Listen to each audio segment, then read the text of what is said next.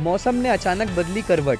रात में लग रही तेज ठंड, अचानक में बढ़ा ठंड का पारा। शाम से गिर रही ओस की बूंदें, कपकपाने वाली चल रही हवाएं। मौसम वैज्ञानिकों के आधार पर पहाड़ों पर बर्फबारी के बाद पूरे मध्य प्रदेश में मौसम की स्थिति एकदम से बदली है। अभी जहां दिन में सूरज की तपन दोपहर में पसीना ला रही थी, वहीं अब दिन में भी ठंडक का एहसास महसूस किया जा रहा है और रात तो अचानक बेहद ठंडी हो गई है।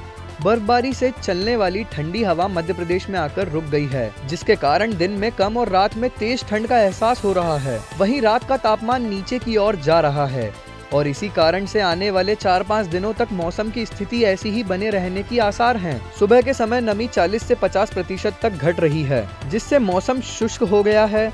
शुष्क मौसम में ठंडी हवा का असर ज्यादा होता है। डॉक्टरों ने लोगों को अचानक बदले मौसम में सावधानियां बरतने की सलाह दी है। अब बदलेगी हरदा की चाल, क्योंकि आ गया है बाटा फुटवेयर्स का शोरूम हरदा में। अब चलो स्टाइल में। पता ground floor GP mall, bus stand road, Harda. सड़क पर झुक रहे हैं ट्रैफिक सिग्नल।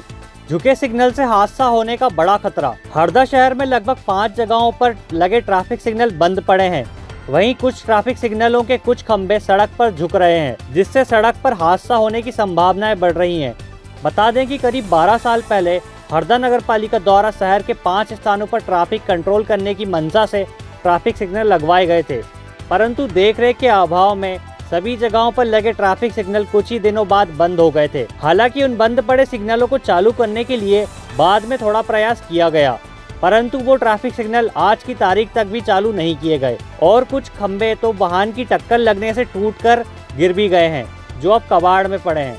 हरदा नगर पालिका ने 12 साल पहले लघु उद्योग निगम के सहयोग से टाक बंधु चौराहा, परशुराम चौराहा, खंडवा बाईपास चौक, अंबेडकर चौक और सरकारी अस्पताल चौक पर शहर के ट्रैफिक को कंट्रोल करने के उद्देश्य से ट्रैफिक सिग्नल लगवाए थे, परंतु देखरेख के अभाव में ट्रैफिक सिग्नल के खंभे अब सड़क पर झुक रहे हैं, जिसके कारण कभी भी कोई भी हादसा होने की संभावनाओं से इनकार नहीं किया जा सकता। वहीं हरदा नगर पालिका परिषद की बैठक में सिग्नल दोबारा चालू करने का प्रस्ताव खारिज किया जा चुका है और उसी कारण सिग्नल के पुराने खड़े खंभे भी नहीं हटाए जा सके। अब बदलेगी हरदा की चाल, क्योंकि आ गया है बाटा फुटवेयर्स का शोरूम हरदा में।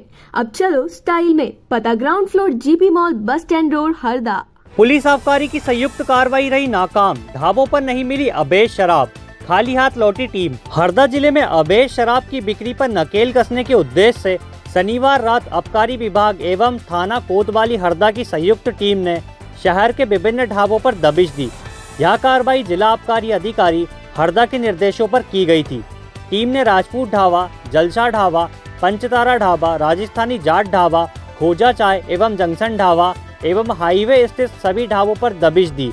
कई स्थानों पर तलाशी अभियान चलाया गया। हालांकि घंटों चली इस कार्रवाई के बाद भी संयुक्त टीम को किसी भी ढाबे पे ना तो अवैध शराब की बिक्री के साक्ष्य मिले और ना ही कोई व्यक्ति मदिरा पान करता पाया गया। कार्रवाई के दौरान टीम को खाली हाथ लौटना पड़ा, जिससे लोगों में यह चर्चा शुरू हो गई कि प्रशासन की यह कार्रवाई महज दिखावा बनकर रह गई है। स्थानीय लोगों का कहना है कि कई ढाबों पर देर रात तक शराबखोरी आम बात है, लेकिन प्रशासन के पहुंचने से पहले ही सूचना लीक हो जाने के कारण ढाबा संचालक सतर्क हो जाते हैं। यही वजह है कि कार्रवाई के बावजूद ना तो शराब बरामद होती है और ना ही कोई गिरफ्तारी होती है। इस संयुक्त अभियान में आबकारी उप निरीक्षक संग्राम सिंह गोरे, दीपिका बाईकर एवं विभागीय आरक्षक शामिल रहे। अधिकारियों ने बताया कि इस तरह की कार्रवाई आगे भी जारी रहेगी, लेकिन जनता का कहना है कि जब तक कार्रवाई ठोस और गोपनीय रूप से नहीं होगी, तब तक अवैध शराब का कारोबार यूं ही फलता फूलता रहेगा। ये लगातार लोगों से सूचनाएं मिल रही थी कि ढाबों पर अवैध रूप से शराब विक्रय और शराब पीने की शिकायतें आ रही थी, तो उसी के तारतम्य में हमारे एसपी साहब द्वारा निर्देशित किया गया कि लगातार ढाबों पर निगरानी की जाए और उनकी चेकिंग की जाए और कोई भी अवैध गतिविधि मिलती है तो उस पर कार्रवाई की जाए। उसी में आज आबकारी टीम हरदा द्वारा भी साथ में संयुक्त रूप से ढाबों की चेकिंग की गई, जिसमें अपने सभी ढाबों पंचतारा, जंक्शन ढाबा, राजपूत ढाबा, खोजा ढाबा सभी पे चेकिंग की गई है और किसी पर कोई भी अवैध प्रकार की गतिविधि नहीं पाई गई है। भविष्य में अगर कोई ऐसी गतिविधि पाई जाती है तो विधिवत उस पर कार्रवाई की जाएगी और लोग और ढाबा संचालकों को भी अपने निर्देश दी है कि किसी भी प्रकार की अवैध गतिविधि अपने ढाबे पर नहीं करें। हमें लगातार शिकायतें प्राप्त हो रही थी कि हरदा में जो ढाबे संचालित हो रहे हैं वहाँ पे अवैध शराब का विक्रय किया जा रहा है एवं पिलाई जा रही है।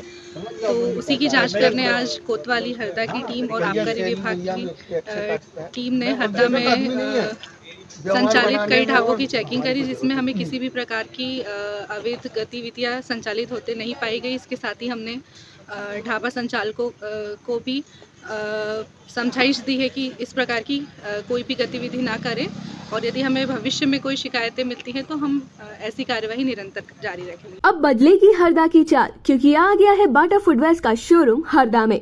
अब चलो स्टाइल में, पता ground floor GP mall, bus stand road, Harda. मतदाता सूची का गहन पुनरीक्षण करते बीएलओ, घर घर जाकर जानकारी एकत्रित कर रहे बीएलओ। 4 नवंबर 2025 से देश के 12 राज्यों में चुनाव आयोग के आदेश के पालन में SIR प्रक्रिया की शुरुआत हो चुकी है। इस रिवीजन के तहत वोटर लिस्ट अपडेट की जाएगी।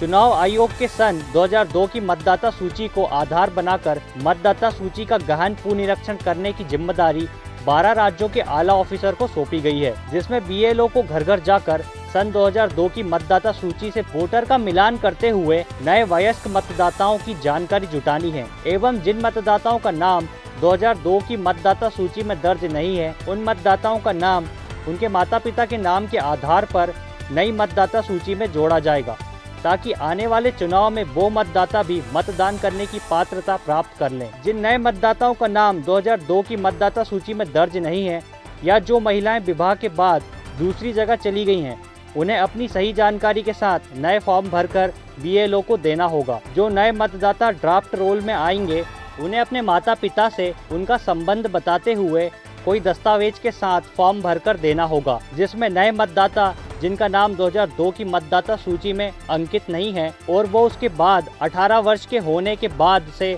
अभी तक मतदान करते आए हैं, वो अपने वोटर ID कार्ड के साथ माता पिता से संबंधित कोई एक दस्तावेज देकर नई वोटर लिस्ट में अपना नाम दर्ज करा सकेंगे।